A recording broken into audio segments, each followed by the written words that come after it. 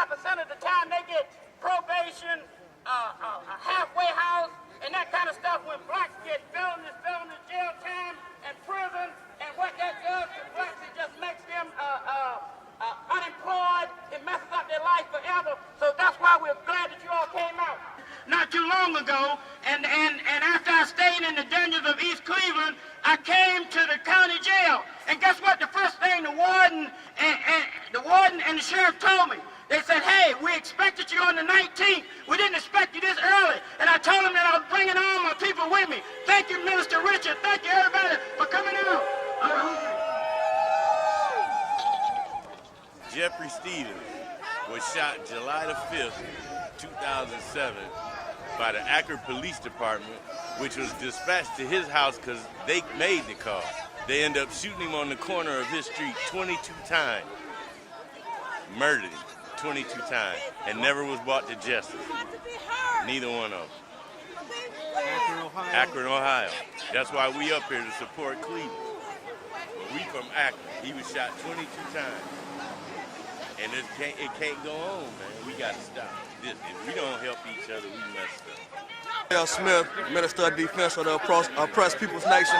The police are supposed to be out here to protect and serve. All they do is patrol and control. This needs to stop. Unity is the key. We got a 10-point program. We want land, bread, justice, decent housing, decent education that teaches us our true nature of this decadent American society, and we want true freedom and peace, period. The oppressed people's nation. Yep, myspace.com/OPNation, and also oppressedpeoplenation.ning.com. Find us there. Hi, my name is Alicia Kirkman. My son Angelo Miller was killed last year, 2007, March 23rd. And he was killed by an off-duty police officer. He was 17 years old.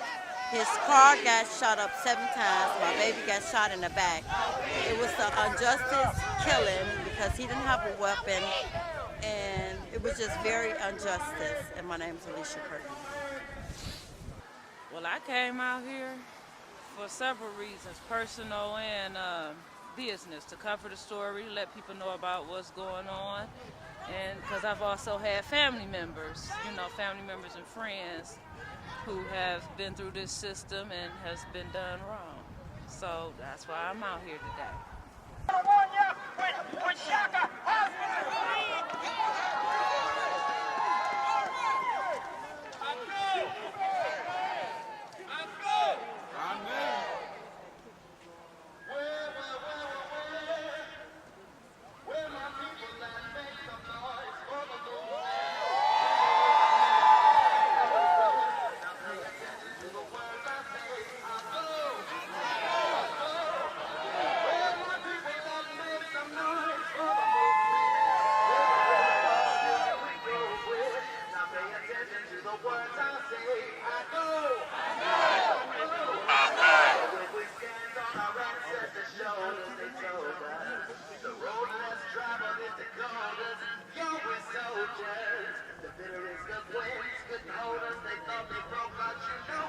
Y'all know y'all understand.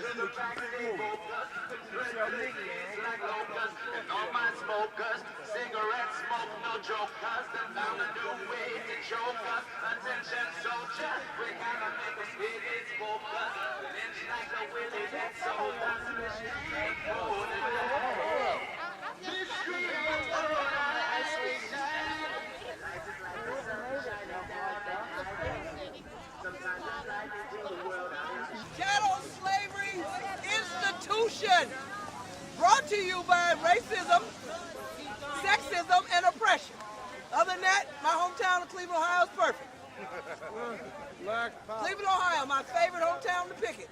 I can't say that anywhere else in the world. We're going to embrace them, and we want to make a difference in this community. It makes no sense that a black male can get 25 years and his white counterpart can get 2. That's unfair. That's unfair. No justice, no peace. No justice, no peace. The movement is about our push for equal opportunity and equal justice in Cuyahoga County. We're seeking open discovery Every man or woman ought to be able to see all the evidence against him or her when they're facing prison relative to a serious charge. We're also pushing for reform in the jail. We want the jail to be reformed. We're calling for an investigation of the warden, Kevin McDonough. We're seeking fairness in terms of sentencing. There's racial disparities with respect to what happens to black men and their white counterparts, where a black man might get 25 years and a white might get 2. We're calling on the community to come together for the betterment of the community. And we're asking everybody, regardless of race, ethnicity, gender, socioeconomics, religion, sexual orientation, to work toward bettering this community. Unless the justice system works, then the community will not work. And it's time for change. Like I said, this is the winter of discontent with respect to injustices, and we will not tolerate it. It will not pass until there's an autumn of equal opportunity and equal justice.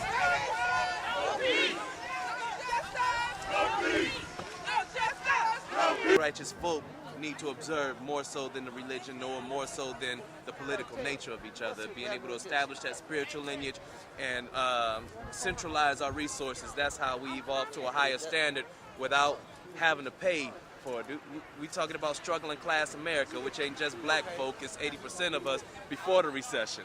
You understand? So if we can create change by taking the best out of what each and every one of us has to offer, and being able to pay forward instead of looking for money every time, the change that we present is going to allow us to have a foundation to eat off of what it is that we do collectively.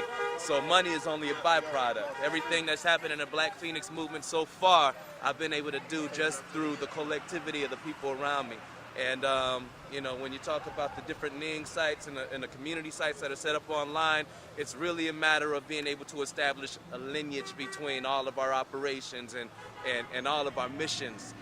This came from Detroit, from the African American Museum. We just want to show our solidarity because as you look at the picture, you see the slaves, and it says strength. So we're providing strength to this rally, strength to this community, and strength to the Black on Black and all the other organizations. And we hope that everybody looks at this picture, this be a reminder of what used to be and what can be if we don't stop this injustice.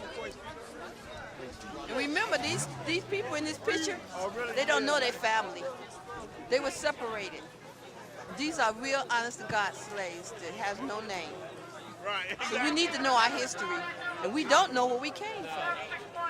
Thank you. Yeah, I'm Brother Abdul Kahar with the new Black Panther Party for self-defense. And it's just an honor to be out here to see the people come out in the cold. But what I said earlier when I spoke, I meant what I said, that if the people can get Obama in the White House and change it, then we can definitely get the people to change this injustice center, because the power lies in the people.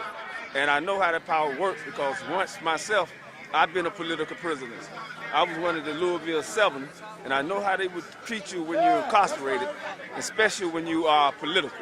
And the other thing is that I always have supported art when I had my own television program. So I always been a supporter on Black on Black. And that's basically all I got to say. Thank you. No, just us. No peace. No, just us. No peace. No, just us. No peace.